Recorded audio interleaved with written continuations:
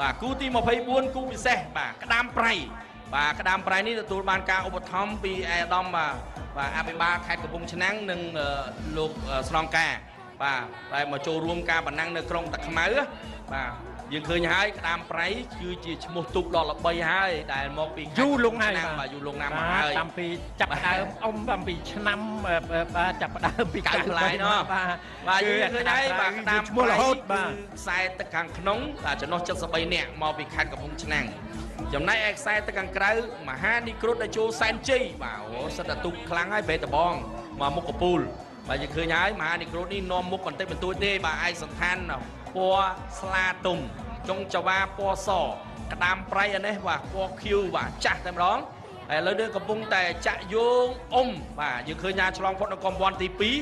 យតែមកដល់មុខវេទិកាកិត្តិយសបាទទូកទាំងអស់ចាប់ដើមបញ្ចេញលបឿនហើយបាទដោយសារថា1700ម៉ែត្រនេះពីចេញដំណើរមក1000កំពាន់ទី1គឺចំណាយ1000ម៉ែត្រនេះគឺការស្ទាបស្ទង់គ្នា500ម៉ែត្រពីកំពាន់ទី2មកកំពាន់ទី1ទី2គឺចាប់ដើមបន្ថែមលបឿនបន្តិចហើយបាទឥឡូវនេះក្តាមប្រៃបាទខ្សែទឹកខាងក្នុងកំពុងតែដកហើយមកពីខេត្តកំពង់ឆ្នាំង73ប្រៃ70នាក់ចាំមើលយ៉ាងម៉េចទៅហើយ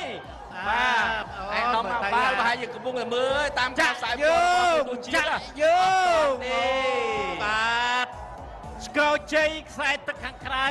ទូងជូនគាត់ហើយទូងមានឈ្មោះថាផ្ការំស័ក្តិសិទ្ធិអូយឈ្មោះល្អបាទដែលមានឯកសណ្ឋានបៃតងស្រស់ល្អណាស់ពេកមកដោយមុខពណ៌សបាទផ្ការំស័ក្តិសិទ្ធិចំណុះរហូតទៅដល់71ដូចគ្នាទេបាទគឺនៅក្នុងវត្តអាស្រមមហាអាដាមព្រែកអំបិលស្រុកស្អាងបាទស្រុកស្អាងជាមួយនឹងស្រុកមុខកពូលណាបាទឥឡូវចាំមើលប៉ះគ្នាថ្ងៃនេះយ៉ាងម៉េចឥឡូវការរងស័ក្តិសិទ្ធិនេះនៅព្រែកអំបិលនេះហាក់ដូចជាមានព្រៀបជាងហើយលោកគ្រូបាទមានព្រៀបច្រើនបាទច្រើនទៅលើបាទមកជុលពេជ្រដែលចូលសែនជ័យបាទមកពីព្រែកចាញ់មុខកពូលបាទយើងឃើញហើយសិស្សអ្នកតលេគ្នាទេអ្នកតលេគ្នាហើយជុលពេជ្រក៏ធ្លាប់មានឈ្មោះគួរឲ្យចាប់អារម្មណ៍ដែរបាទការរងស័ក្តិសិទ្ធិក៏អញ្ចឹងដែរ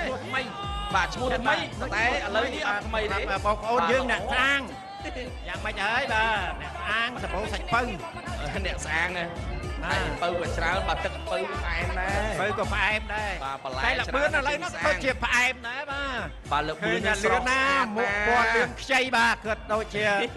មើលទៅយ៉ាងម៉េចទៅហើយណអ្នកកាន់ស្គរលើកបំណងទូងជួតកដុង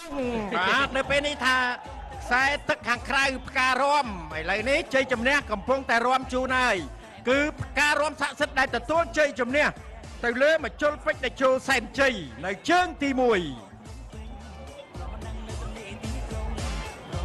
បាទយើងឃើញហើយបាទមកដល់ទូកវែងនេះបាទបងប្អូនទស្សនិកជនដែលទស្សនានៅទីពីផ្ទាល់ក៏ដូចជាអាយដាមលោកជំទាវភ្ញៀវកិត្តិយសទាំងអស់រួមនឹងទស្សនិកជនដែលកំពុងតែទស្សនាតាមកញ្ចក់ទូរទស្សន៍ជាតិនៃកម្ពុជាក៏ដូចជាเพจក៏កំពុងតែបាទចង់អារម្មណ៍នៃការទស្សនាដែរដោយសារតែទូកវែងនេះយើងឃើញហើយការរចនាបទទូកក៏ដូចជាបាទឯកសណ្ឋាននៃការអុំនឹងក៏យកចិត្តទុកដាក់នៅក្នុងការបាទតុបតែងបាទធ្វើឲ្យសម្ព័ន្ធភាពទូកនេះកាន់តែល្អឆើតជាមួយនឹងល្បឿនដែលធ្វើការអុំនេះក៏ដូចគ្នាអញ្ចឹងដែរហើយយើងឃើញហើយការចូលរួមនៅក្នុងការអុំនៅការអភិរក្សនេះគឺសំខាន់បំផុតបាទដែលធ្វើឲ្យយើងបាទគឺរក្សានៅតម្លៃជាសេះទូកងដ៏ផូរផង់របស់យើងហើយយើងឃើញហើយឥឡូវនេះការអុំឈានដល់បាទទូកគូទី26ដែលជាទូកបាទគូពិសេសវត្តសុំសុកសែនជ័យសេរីសុទីបាទជ័យសេរីសុទីបាទប្រជុំសាគរសុំបាទប្រទេសដៃគៀនស្វាយបាទកំពុងតែនាំមុខបាទបន្តិចបន្តួចទេទៅលើព្រះទីនាំងរទ្ធីក្លាហានពេលដំងបាទគឺមកពីពេលដំងតែខ្មៅយើងឯងបាទនៅតែខ្មៅនេះបន្តិចទេបាទហួរតែខ្មៅនេះបន្តិចបាទឥឡូវយើងឃើញហើយខ្សែទឹកខាងក្នុងភូមិសុំសុកសែនជ័យសេរីសុធីបាទឯកសណ្ឋានពណ៌បៃតងបាទចុងចវាហ្នឹងបាទក្រហមសកាឡាល្អណាស់ហើយលបឿនហ្នឹងក៏កាន់តែល្អទៀតបាទកំពុងតែបន្ថែមលបឿន75ជួលនឹង72ប្រហែលបែបទៀតទេប៉ុន្តែយើងមើលការវែងល្អណាស់ការអត់ខុសគ្នារៀងរវើលតិចព្រះទីនាំងរទ្ធីក្លាហានបាទឥឡូវនេះចាញ់ហើយគឺឈ្នះដាច់បាទគឺវត្តសុំសុកសែនជ័យសេរីសុធីទទួលបានជ័យជំនះនៅជើងទី1 បាទឃើញថាតែទឹកខាងក្នុងទំពុំសុំមួយ